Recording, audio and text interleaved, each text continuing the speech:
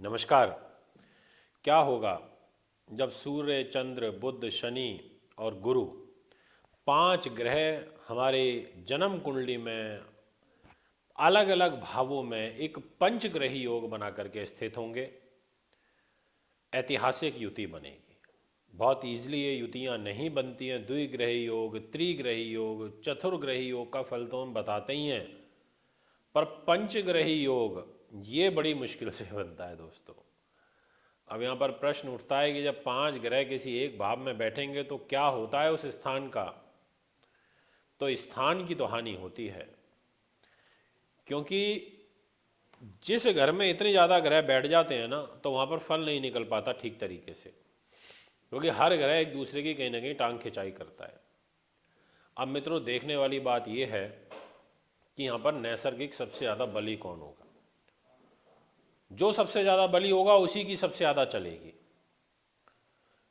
एक यूनिट में commanding officer होता है, क्योंकि वो पूरी यूनिट को कमांड करता है। क्लास में एक ही मॉनिटर होता है जो पूरी क्लास को कमांड करता है। ऐसे ही ग्रहों में भी एक ग्रहों का मॉनिटर होता है, क्योंकि हर ग्रह से कोई दूसरा ग्रह मजबूत होता है। 10 लोगों का आपका ग्रुप है, उसमें जो सबसे ज़्यादा एक्टिव और तेज होगा वो उस ग्रुप को मॉनिटर करता है। उसके नीचे जो होगा वो उससे कम वाला, फिर उससे कम वाला, ऐसे नैसर्गिक कौन किससे ज़्यादा बली है। तो यहाँ पर पहली बात तो मैं क्लियर कर देता हूँ कि इन 5 ग्रहों में नैसर्गिक तौर पर तो सबसे ज़्यादा बली सूर्य ही है, और बलों की ही नैसर्गिक बात करें तो सबसे कमज़ोर शनि। तो मित्रों, ये बात तो क्लियर है कि चलनी तो यहाँ सूर्य की ही है। अब बस देखना ये होगा कि जो ये इतने लंबे समय के बाद 5 ग्रह एक साथ एक ही स्थान में आए हैं तो ये कैसा फल देंगे। मुझे समय नहीं मिल पाया, नहीं तो मैं आपको ठीक वर्ष बता देता कि सन 1900 इस साल में ये 5 ग्रह एक साथ एक स्थान पे आए थे। पर जहां तक मेरा अनुमान है, कम से कम 40 साल के बाद ऐसा हुआ है कि ये पंचग्रह योग इन 5 ग्रहों का जो मैंने नाम लिए, ऐसे तो बीच बीच में बनते रहते हैं, साल में 2 साल में कभी ना कभी तो 5 ग्रह एक राशि में आ ही जाते हैं, पर पर्टिकुलर यही ग्रह आए हों ये बहुत लंबे समय के बाद हुआ है।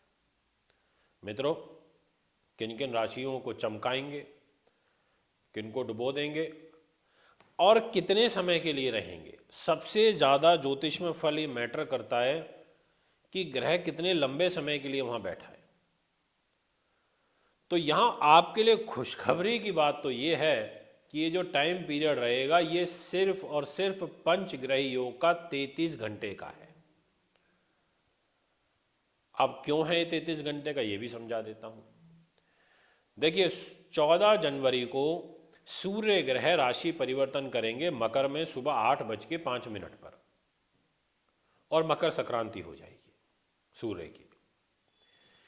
और उसी दौरान चंद्रमा भी मकर राशि में ही चल रहे हैं, और 15 तारीख को शाम को 5:06 तक चंद्रमा इस मकर राशि में रहेंगे। उसके बाद ये परिवर्तित हो जाएंगे यहाँ से।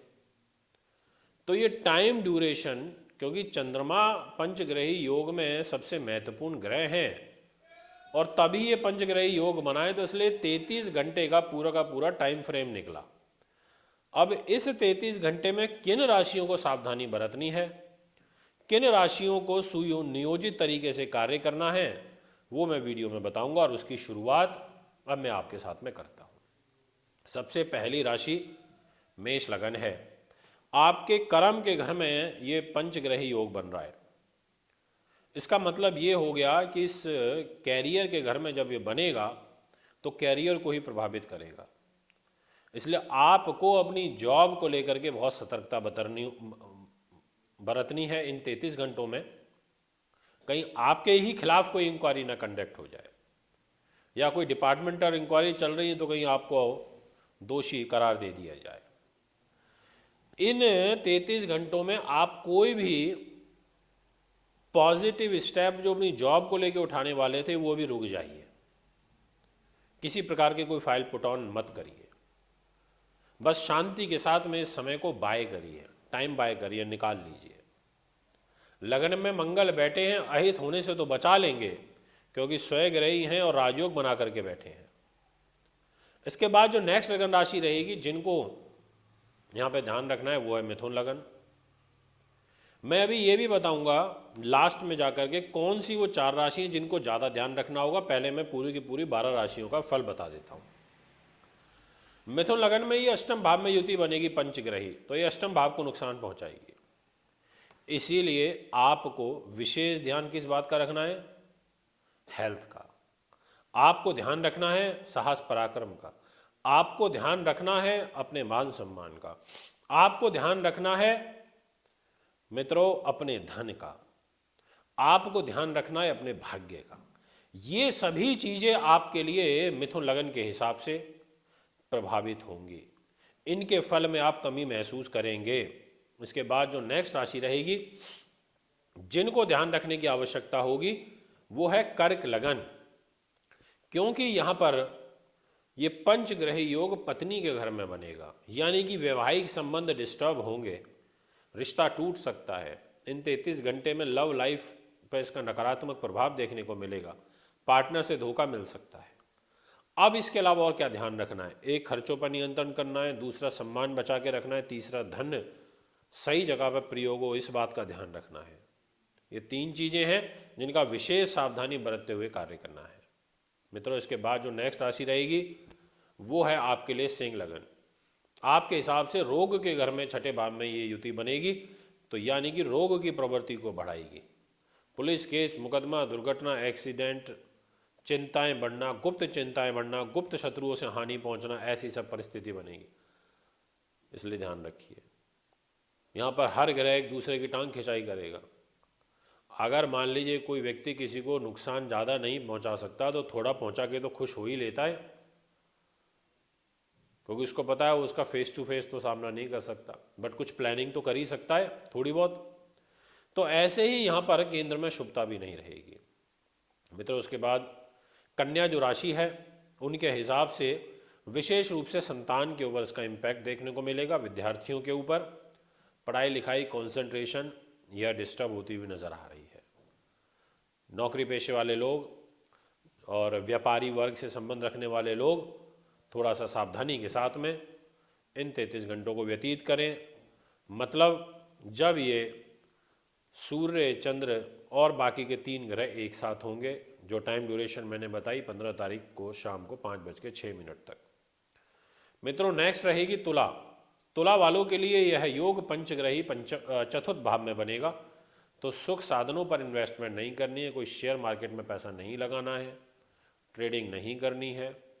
अभी इन 1-2 दिनों तक 33 घंटों तक थोड़ा सा एक्सपोर्ट इंपोर्ट भी कम करें, नहीं तो कहीं ना कहीं नुकसान हो सकता है। ज़मीन जायदाद और डिस्प्यूटेड प्रॉपर्टी से रिलेटेड वर्क अभी ना करें, रुकें।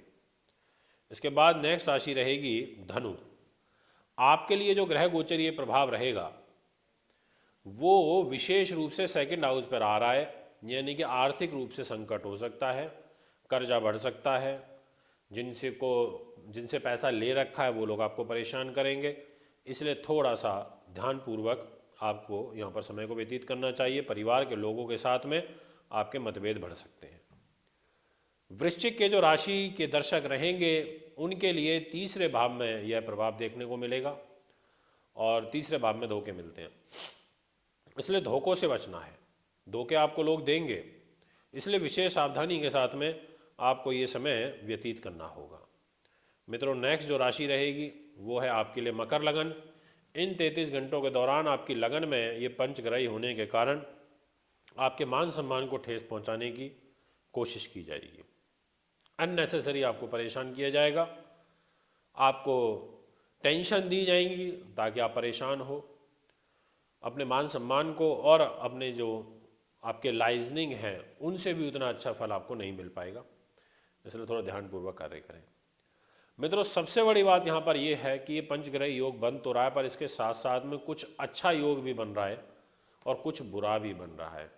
तो इसलिए ऑल एंड ऑल जो स्थिति बनेगी वो ऐसी होगी जिसमें पीड़ा तो होगी, समस्या तो होगी, पर एक बचाव का रास्ता भी होगा।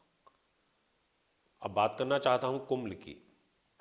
आपके लिए 12वें भाव में रहेगा तो खर्चों की अधिकता इस पंचग्रही योग में आपको देखने को मिलेगी, यानी कि पैसा ज़्यादा खर्च होना ऐसा दिखाई देता है।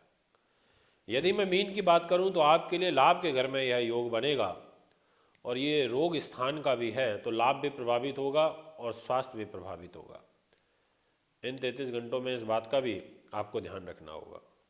अब आपसे बात करता हूं उन राशियों की जिनको विशेष सावधानी इस दौरान रखनी है। तो सबसे पहले मिथुन मिथुन लगन के जो दर्शक हैं वो यहाँ पर बहुत ध्यान से और सावधानी के साथ में समय को व्यतीत करें। इसके बाद सिंह लगन, आपके लिए छठे भाव में युति रहेगी तो आपको भी बहुत केयरफुली रहना है। तीसरे नंबर पर वृश्चिक लगन की बात करूँगा, आपको भी ध्यान रखना है क्योंकि तीसरे भाव में युति बन रही है। और इसके बाद चौथे नंबर पर बात करूँगा आपसे कुंभ लगन, क्योंकि 12वें भाव में युति बन रही है। आप 4 राशि वालों को विशेष ध्यान रखना होगा। मित्रों, अब इसमें आता है कि हम उपाय क्या करें। तो आपको सबसे ज़्यादा इसमें उपाय करने चाहिए, क्योंकि जिस राशि में ये योग बन रहा है उस राशि के स्वामी को सबसे पहले मजबूत करें, ताकि उसके ऊपर जो 4 ग्रहों का अतिरिक्त भार पड़ रहा है उसमें कमी आए। तो यहाँ पर शनि के मंत्रों का सबसे ज़्यादा आपको जप करना चाहिए। ओम शम शनिश्चराय नमः, शनि चालीसा पढ़नी चाहिए, ये आपके लिए बहुत अच्छा रहेगा। क्योंकि मकर राशि पीड़ित हो रही है एक तरीके से सब ग्रहों से, तो इस राशि को सबसे पहले प्रोटेक्ट करें और दूसरे नंबर पर चंद्रमा को प्रोटेक्ट करें, तीसरे नंबर पर सूर्य को। सूर्य तो क्योंकि यहाँ है ही, तो सूर्य को सबसे ज़्यादा बलवान कर सकते हैं आप। शनि के साथ साथ सूर्य के लिए भी आप जप कर सकते हैं।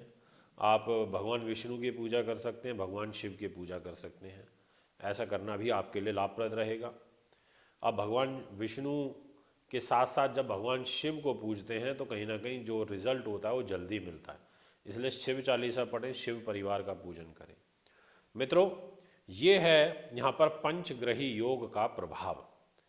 यदि आप भी अपनी कुंडली बनवाना चाहते हैं, दिखाना चाहते हैं, पूजा पाठ कराना चाहते हैं, रत लेना चाहते हैं, तो आप में संपर्क कर सकते हैं। मेरा जो ये एस्ट्रोलॉजी का जो यूट्यूब चैनल है मानविंदर सिंह रावत, आप इसे ज़रूर सब्सक्राइब करें, लाइक करें यदि वीडियो पसंद आती हैं, और अधिक से अधिक संख्या में शेयर करें, ताकि हमारा भी उत्साह बढ़ेगा कि आप लोगों का इतना स्नेह प्रेम हमें प्राप्त होता है। एक बार पुनः आगामी कार्यक्रम में उपस्थित होऊंगा। नमस्कार।